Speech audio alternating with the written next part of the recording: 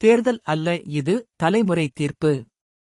அன்பான தமிழ் மக்களே, என் தலைவணங்கும் நெஞ்சங்களே, இன்னும் சில நாட்களில் நாம் ஒரு முடிவெடுக்கப் போகிறோம். அந்த முடிவு ஒரு வெறும் வாக்குப்பதிவா?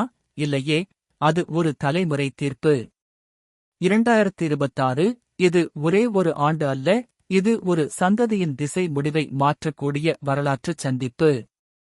இன்று நீங்கள் ஓட்டுப் போடுவதால் உங்கள் பிள்ளை எந்த வகுப்பறையில் படிக்கப் போகிறான் என்பது முடிவாகும். உங்கள் மகள் எந்தவிதமான வேலை வாய்ப்பு எதிர்நோக்கப் போகிறாள் என்பது தீர்மானிக்கப்படுகிறது. உங்கள் ஊருக்கு அரசு மருத்துவமனை வருமா? அரசு வேலை வாய்ப்பு உள்ளதா? மொழி உரிமை பாதுகாக்கப்படுமா? இவை அனைத்தும் இந்த ஓட்டின் தீர்ப்பே. அரசியல் என்பது வெறும் பேச்சாளர் மேடையில் பேசுவது இல்லை. அரசியல் என்பது நம் வீட்டு சமையலறையிலும், நம் பிள்ளையின் பள்ளியிலும், நம் முதியோர்களின் மருந்திலும் இருக்கிறது. இப்போது நீங்கள் வாக்களிக்காமல் விட்டால் நீங்கள் மட்டும் அல்ல, உங்கள் தலைமுறை முழுவதும் தவிக்கும். 30 ஆண்டுகளாக, 40 ஆண்டுகளாக 2 வேடிக்கை கட்சிகள் நம்மை மாற்றிக்கொண்டு வந்து கொண்டிருக்கின்றன.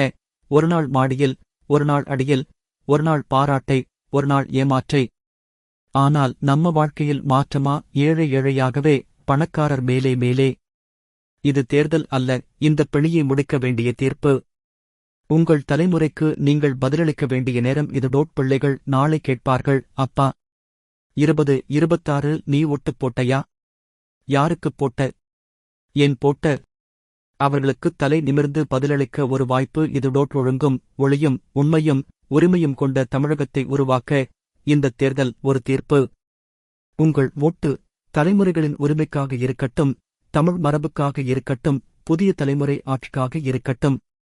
நம்ம ஓட்டு நம்ம வரலாறு, நம்ம ஓட்டு நம்ம தலைமுறையின் தீர்ப்பு.